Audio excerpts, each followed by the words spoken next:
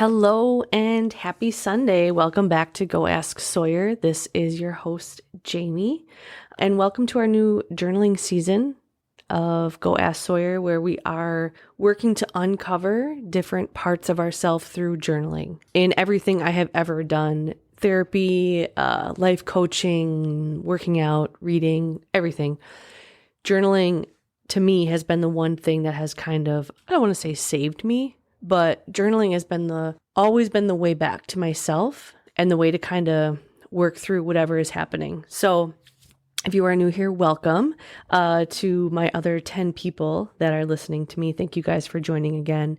As always, you'll need your notes app or a journal and something to write with. And I don't know, 15 to 20 minutes of time for yourself. And this is really for you. This is not for me. You decide to show up today. You decide to press play. You decided to give yourself a chance.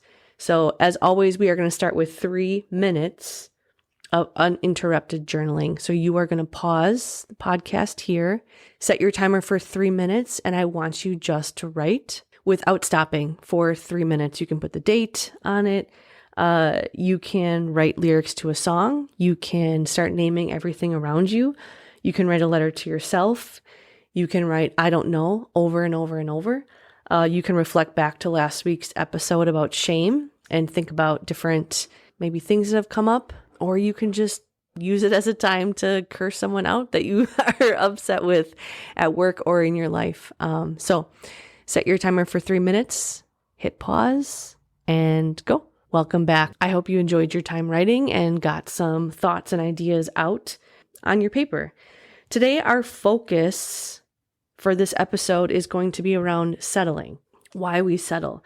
So our first journaling podcast was about our worth, thinking about our worth and really trying to dig deep to figure out why maybe sometimes we don't feel worthy in different areas of our life. Last week, we looked at shame and how shame shows up for ourselves, like how we cause ourselves shame. And then when other people are shaming us, those projections. Today, we're looking at settling. And this, we settle again because we don't think we're worthy of other things.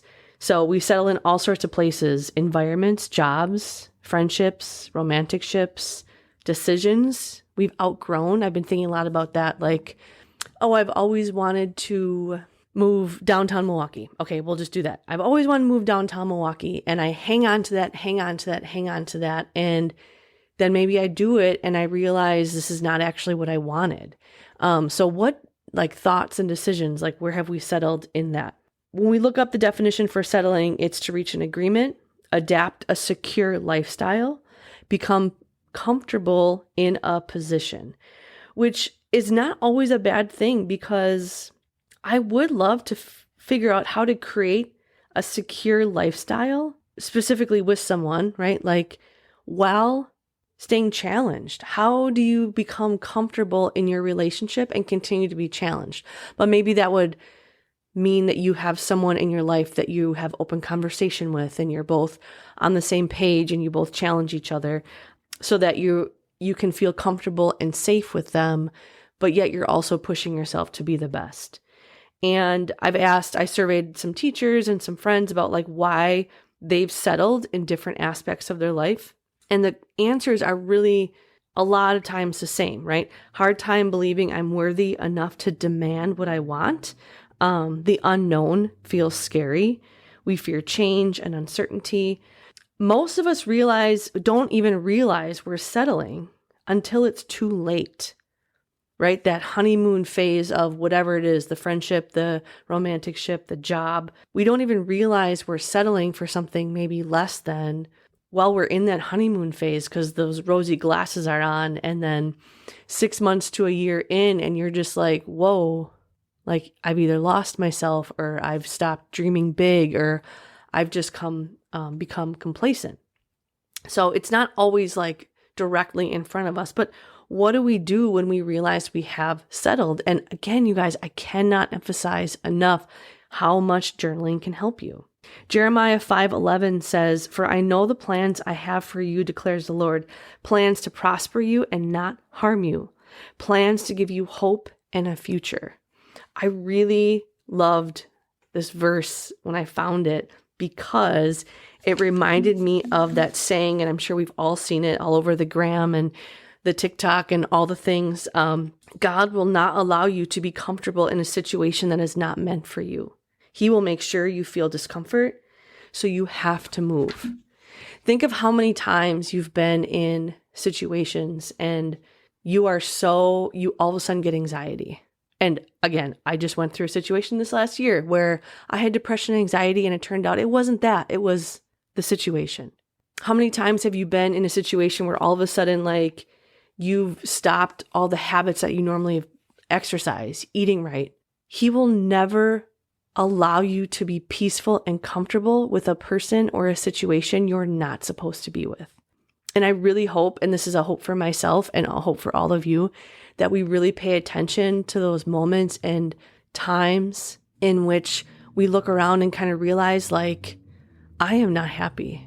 I am sad, or I think I'm depressed, or I have anxiety and I've never had anxiety before, or I am not doing what I love anymore. And we're really able to pay attention to, like, who am I surrounding myself with? What am I putting in my body? Am I sleeping? Am I not sleeping? What am I putting in my brain? Again, what TV shows am I watching? Am I getting exercise? Am I getting outside?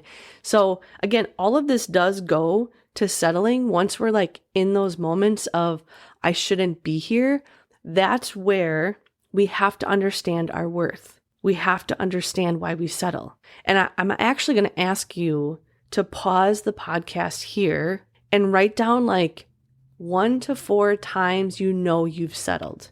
And this can be anything from like high school, college, however old you are right now. Where are times in your life that you should have left and you didn't? So go ahead and pause here and just write those down. Okay, welcome back. That was not meant to feel weird, but it was more just kind of meant to be like, what are my patterns? I don't know, my pattern is 1, feeling chosen, blah, blah, blah, working on that. And 2, proving myself, right? Like, I will stay places to constantly prove my worth, which is so silly, because if I really understood my worth, as soon as I would realize that that environment didn't understand my worth, I would just pack my bags and go, right? So that's why it's so important to understand how great we really, really are. When we stay in places where we are not meant to be, the emotions come with that, right? Anger, resentment, and loss of self. So anger is a strong sense of annoyance, displeasure, or hostility. Resentment, feeling bitter at having been treated unfairly. And then, of course, loss of self, abandoning one's wants, desires, values to fit into a ship. I've decided to call relationships ships because I just like it. I don't know. If you don't like it, you can call it a relationship, but I like ships. This last week, I feel like I was dealing with a lot of like anger emotions, not at necessarily anyone, at myself. Like, I was really struggling with feeling angry at myself for being where I am. And I know like anger is the surface level emotion. So this week I've been doing a lot of work, journaling, thinking, talking around anger. And I think that anger is, a distilled emotion that has come from the last, 2 years of staying in a place I should not have been. And I'm just angry with myself that I believe in myself more. So this anger is more for me, and I know there's more under that. So I also want you to think about like, okay, are there places I've stayed? And then what emotions come up after that? Like, are all of a sudden do you resent that person, that job, that friendship? And is that fair to put on the person, or is it really you, right? When we choose to settle and wherever we're at, we're choosing to stay complacent. Is that the word? We're choosing to stay complacent in a place with no growth. When we settle, we die. I'm not being dramatic, but like those beautiful parts of us die. So I'm going to be using right now the 4 Agreements. I just reread it for the second time by Don Miguel Ruiz. And again, an amazing book. If you have not picked it up, please go get it. And today I really want to talk about being impeccable with your word. and how once we understand that, hopefully that can help when we're in moments of like, why am I settling? What am I doing? So being impeccable with your word is where everything starts. Once this is solid, everything else can fall into place and you can get a clear picture of you and what you actually want, which is why it's so important to journal. What do I actually want in life, in a partner, in a job? What do I want my world to look like? Your word, the word, is the most powerful tool you can have as a human. It is a tool of magic, but like a sword, it has two edges. Your word can create the most beautiful dream. Think of a time someone has said to you like, oh my gosh, you are the most beautiful thing I've ever seen. Or every time I'm around you, I just feel so lit up inside. Your words have so much power behind them. They can also literally destroy people and things around you, your word. So when you use your word at someone or about something, realize how powerful that is. And then when you just try to pick it back up, like, oops, I didn't mean that. It's already out there. We've all done the activity where you squeeze the toothpaste out of the tube and then you try to get it back in. Like once those words are out there, they're out there. And like I think I said in my shame episode, we can't go back and redo anything, but how can you learn? How can you change and move on from that? It is through the word that you manifest everything, regardless of what language you speak. Your intent manifests through your word. What you dream, what you feel, and what you really are will all be manifested through your word. What happens when you say, I didn't intend to do that, yet your actions and words all point to exactly what you just did? In that case, you're out of alignment, right? Like, I didn't mean to run over my cat. That was not my intent. However, when I got in the car, I was looking at my phone. I was trying to get my radio connected. I was thinking about where I had to be. I didn't actually look in my rearview mirror and I ran over my cat. So my actions were very distracted, not paying attention, not thinking about what I was actually doing. And then I killed my cat. That did not actually happen. It is just a story I made up. But when we say that, how are our words and actions like aligning or not? We find that once we can let go, we use our word, we stand on it, we do not settle. And once we get out of those places, think about how much energy you have. You just feel less exhausted. And again, I never pay attention to this when I'm in the moments until I've moved into a different situation and I'm like, oh my gosh, I was exhausted.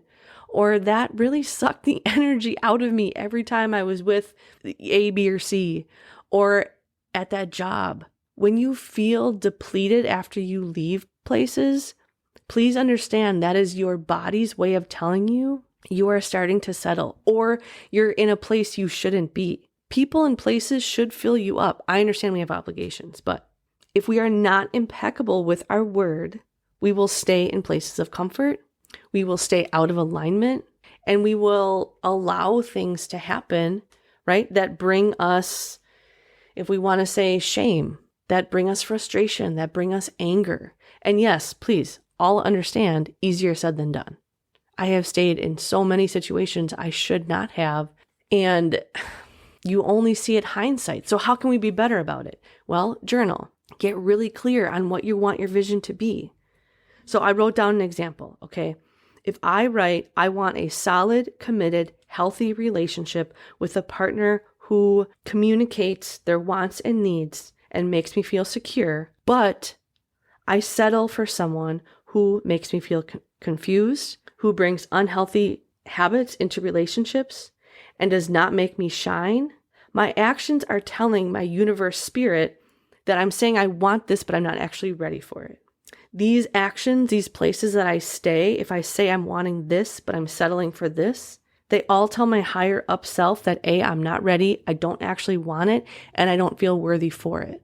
So how can we allow these things to come into our life if we're saying one thing and doing another? When you guys write, and I really encourage you every day, set that timer for 3 to 5 minutes. When we write every day, we show up for ourselves. This is from The Artist's Way by Julia Cameron, an amazing book.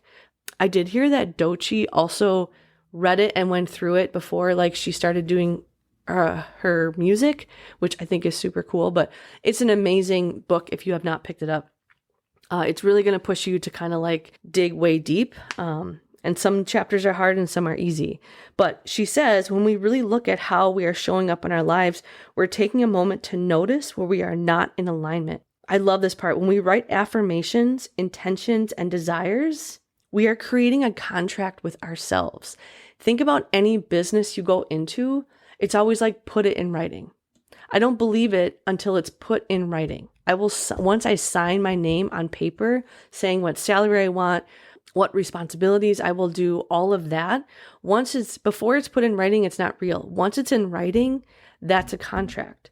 When we write things down in our journal, and I'm going to give you guys a few sentences I want you to write at the end of here. That's a business deal you're making with ourselves, or yourselves, I should say, which is also probably why it's so hard to write for some of us, because we're not ready to say the truth, or we're not ready to really write down what we want, because once we start writing it down, you are going to notice all the parts of your life where you're like, dang, I am not. It's going to be like that little tap on the shoulder. Like, dude, you just said you wanted to stop eating fast food, yet your friends keep wanting to go to fast food places and you keep going. What are you doing?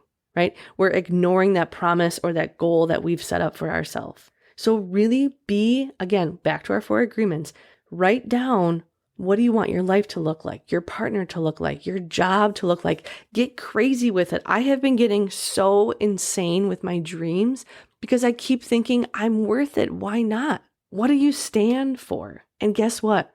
I hate to bring us all the way back around, but when we are not true to our word, we create shame in ourselves and we're right back to where we started. A lot of times that's where that shame comes from. Being out of alignment, knowing we're doing things against our word, our goals, our values that we made for ourselves.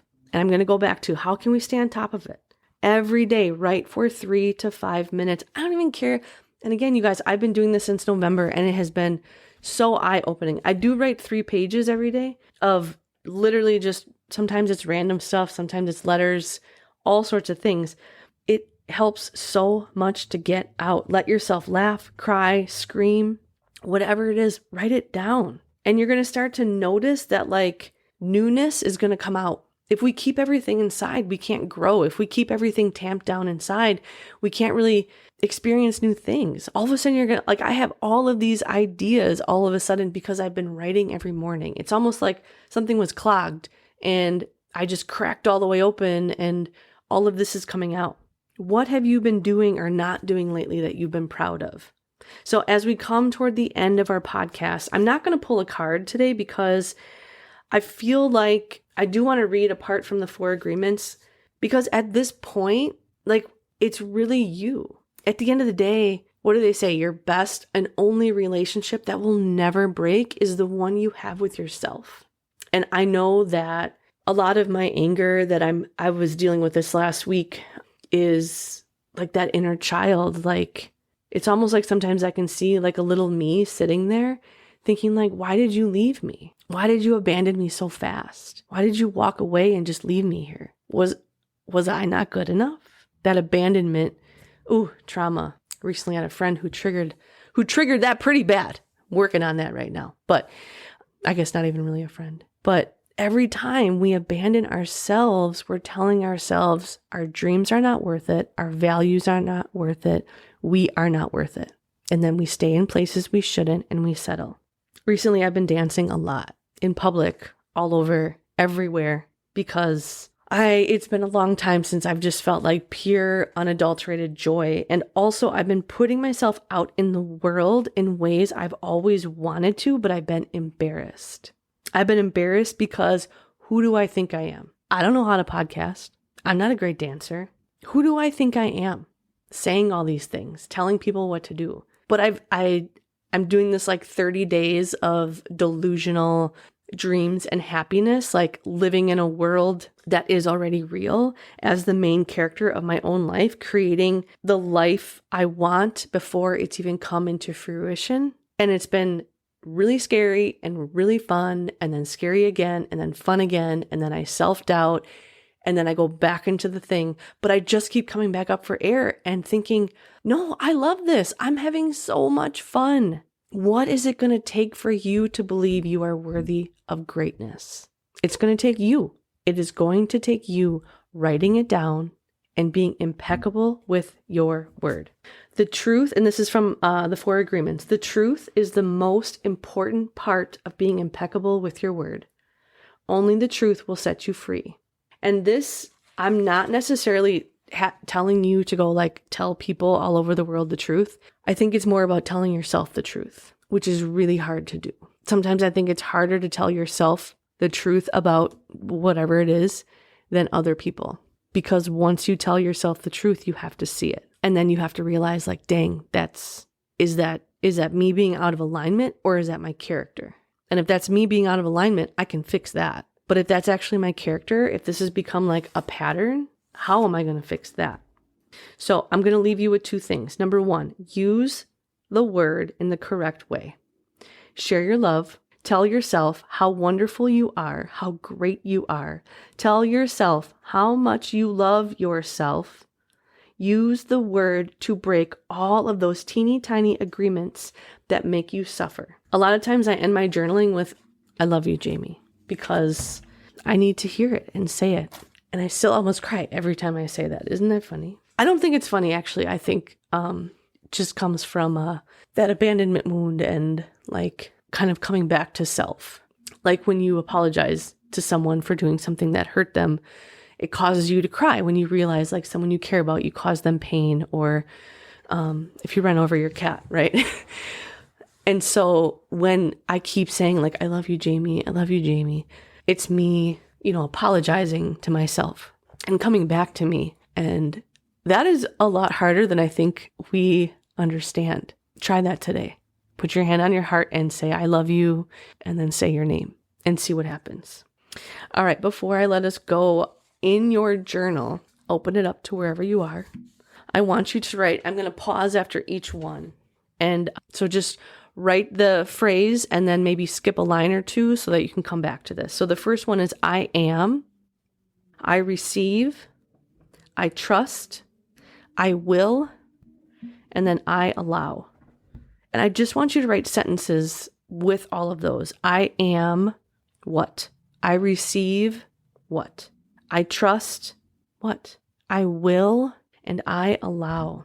Be crazy about it. Notice how your body reacts also when you write those sentences. Do you hear yourself saying, that's not really true? Or, I know I'm going to write this down, but I won't actually do it. Like you're literally sabotaging yourself as you're writing.